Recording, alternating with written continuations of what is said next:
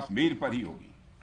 साथियों, ऑपरेशन सिंदूर की कामयाबी ने पाकिस्तान में छिपे आतंकी संगठनों और उनके आकाओं को भी यह साफ बता दिया है कि वे कहीं भी अपने आप को महफूज और सुरक्षित न समझें।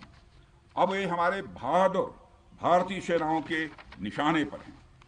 दुनिया जानती है हमारी सेनाओं का निशाना अचूक है और वो जब वो निशाना लगाते हैं तो गिनती करने का काम वह दुश्मनों पर छोड़ देते हैं। साथियों, आज आतंकवाद के खिलाफ भारत की प्रतिज्ञा कितनी कठोर है इसका पता इसी बात से चलता है कि हमने उनके न्यूक्लियर ब्लैकमेल की भी परवाह नहीं की है। पूरी दुनिया ने देखा है कि कैसे गैर जिम्मेदाराना तरीके से पाकिस्तान द्वारा भारत को अनेक बार एटमी धमकियां दी गई हैं। आज श्रीनगर की धरती से मैं पूरी दुनिया के सामने यह सवाल उठाना चाहता हूं कि क्या ऐसे गैर जिम्मेदार और रोग नेशन के हाथों में परमाणु हथियार सुरक्षित हैं? मैं दुनिया के सामने यह सवाल खड़ा करना चाहता हूं। मैं मानता हूं कि पाकिस्तान के एटमी हथियारों को IAEA international atomic energy agency की निगरानी में लिया जाना चाहिए। मैं ये कहना चाहूंगा और साफ तौर पर कहना चाहूंगा। साथियों, हमारी सेनाओं हमारी सीमाओं पर अपनी मातृभूमि की रक्षा के लिए जिस तरह से आप सभी बिना रुके बिना थके दिन रात लगे रहते हैं वह अपने आप में अद्भुत है और अद्वितीय भी है। आपकी यही बातें हम सब भारतीयों के लिए मार्गदर्शक का कार्य करती हैं। यही कारण है कि मैं हमेशा आपसे मिलने के लिए उत्साहित रहता हूं ताकि आपके अंदर की ऊर्जा से हम सब भी कुछ प्रेरणा ले सकें। साथियों, आतंकियों ने पहलगाम में धर्म पूछकर हमारे निर्दोष लोगों को मारा। उसके बाद आपने जो जवाब दिया उसे पूरी दुनिया ने देखा है। उन्होंने यह नहीं सोचा कि आम नागरिकों ने उनका क्या बिगाड़ा है, उन्होंने ऐसा क्या किया है कि उन्हें मार दिया जाए। पर मैं यह कहना चाहूंगा, आतंकियों ने भारतीयों को धर्म पूछकर देखकर मारा, धर्म पूछकर मारा, तो हमने आतंकियों को उनका कर्म देखकर मारा है। उन्होंने धर्म देखकर बेगुनाहों की जान ली। यह पाकिस्तान का कर्म था, हमने कर्म देखकर उनका खात्मा किया। यह हमारा भारतीय धर्म है। एक रक्षा मंत्री के रूप में मुझे आप सबको बेहद नजदीक से वर्षों से जानने का और समझने का अवसर मिला है। मैं आपके साहस और पराक्रम को तो जानता ही हूं, साथ ही साथ पहलगाम जैसी घटना के प्रति आपके गुस्से को भी मैं अच्छी तरह जानता हूं। साथियों, मुझे पता है कि पहलगाम के बाद आपके अंदर गुस्सा था, पूरे देश के अंदर गुस्सा था। मुझे पता है कैसा महसूस होता है जब धमनियों में बह रहा रक्त बेकाबू होने लगे। और मुझे इस बात की खुशी भी है कि आपने अपने गुस्से को सही दिशा देते हुए बड़ी बहादुरी और सूझबूझ के साथ पहलगाम का बदला लिया है। रही बात पाकिस्तान की, तो उसकी बात ही क्या करूं आपसे। वह देश तो मांगते मांगते अपनी जहालत से एक ऐसी हालात में आ गया है कि उसके बारे में यह भी कहा जा सकता है कि पाकिस्तान जहां भी खड़ा होता है वहीं से मांगने वालों की लाइन प्रारंभ हो जाती है। अभी आपने सुना ही होगा कैसे वह फिर एक बार इंटरनेशनल मॉनेटरी फंड IMF के पास कर्ज मांगने गया।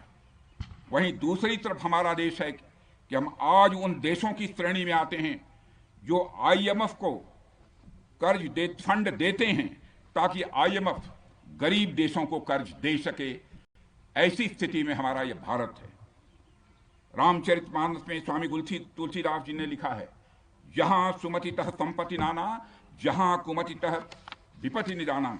यानी जहां सुमति होती है, अच्छी नीतियां होती हैं, वहां सुख और समृद्धि होती है, और जहां कुमति होती है, बुरी मति होती है, केवल दूसरों के हित की भावना होती है, वहां तरह तरह की विपत्तियां स्वाभाविक रूप से आती ही हैं। पाकिस्तान जिसका जीता जागता यह उदाहरण है। साथियों, भारत के बारे में पूरी दुनिया यह बात जानती है कि हमने हमेशा शांति को प्राथमिकता दी है। हम आमतौर पर युद्ध के समर्थक कभी नहीं रहे, लेकिन स्थितियां जब इतनी विकट हो जाएं, जब देश की संप्रभुता पर आक्रमण होने लगे, तो जवाब देना यह आवश्यक हो जाता है। राष्ट्र कवि रामधारी सिंह दिनकर जी की पंक्तियां आपके सामने रखना चाहूंगा। रुग्ण होना चाहता कोई नहीं, रुग्ण होना चाहता कोई नहीं, रोग लेकिन आ गया जब पास हो तिक्त औषधि, कड़वी औषधि, तिक्त औषधि के सिवा उपचार क्या, शमित होगा वह नहीं मिष्ठान्न से। यानी कोई बीमारी अगर लग जाए वह मिठाई से दूर नहीं होती है, उसके लिए कड़वी दवा ही काम करती है। इसलिए आतंकवाद जैसे रोग के लिए भी ऑपरेशन सिंदूर जैसी दवा की बड़ी जरूरत हो गई थी। साथियों, पूरे देश में हमारी सेनाओं को और हमारे सैनिकों को एक सम्मान की दृष्टि से देखा जाता है। एक सशक्त राष्ट्र वही होता है जो अपनी सेनाओं को सम्मान के साथ साथ आधुनिक हथियार और साजो सामान भी दे जिसकी उसे जरूरत है। मुझे गर्व है कि आज प्रधानमंत्री जी के नेतृत्व में सरकार हमारी सेनाओं के लिए यह सब सारा काम कर रही है। हमने यह सुनिश्चित किया है कि हमारी सेनाएं हर परिस्थिति के लिए तैयार रहें। और मैं यहां पर army chief general Upendra Dwivedi ji को भी बधाई देना चाहता हूं, क्योंकि बार बार मेरी चर्चा होती रही है और बार बार मैं ये पूछता हूं कि जो भी आवश्यकताएं हैं उन आवश्यकताओं को पूरा करने के लिए हम पूरी तरह से तैयार हैं। और इसलिए इसके लिए हम वर्ल्ड क्लास बेहतरीन गुणवत्ता वाले साजो सामान अपनी सेनाओं को देने की कोशिश कर रहे हैं। आज आधुनिक राइफल्स, मिसाइल डिफेंस शील्ड और ड्रोन्स जैसी नई पीढ़ी के कई इक्विपमेंट को तेजी से भारत में ही बनाया जा रहा है। साथियों, इसके अलावा सीमावर्ती इलाकों में हमने जो काम किया है वो आप सब देख रहे होंगे। आज एलएसी और एलओसी पर भी कनेक्टिविटी है, वैसी पहले शायद कभी नहीं थी। हमने हर स्तर पर यह दिखाया है कि हमारी सरकार केवल युद्ध भूमि पर ही नहीं बल्कि व्यक्तिगत रूप से और पारिवारिक रूप के साथ अपने सेना के जवानों के साथ खड़ी है।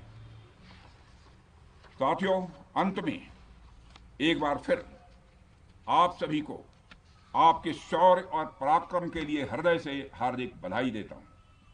मैं आपको यह आश्वासन देता हूं कि हमारे प्रधानमंत्री जी के नेतृत्व में देश की सरकार और देश की जनता हर कदम पर, हर स्थिति में आपके साथ कंधे से कंधा मिलाकर खड़ी है। मुझे पूरा विश्वास है कि आपके सहयोग से हम इस पूरे क्षेत्र में आतंकवाद का समूल नाश करेंगे, ताकि कल को कोई भारत की संप्रभुता के खिलाफ आंख उठाने की हिमाकत न कर सके। इसी आशा और विश्वास के साथ आप सबके शौर्य और पराक्रम की सराहना करते हुए और आप सभी को अपनी हार्दिक शुभकामनाएं देते हुए अपना निवेदन समाप्त करता हूं। बोलिए जय हिंद, जय हिंद। यहाँ का घोष वाक्य क्या है? इस भारत माता की जय है। क्या बात है? भारत माता की, भारत माता की। और अच्छे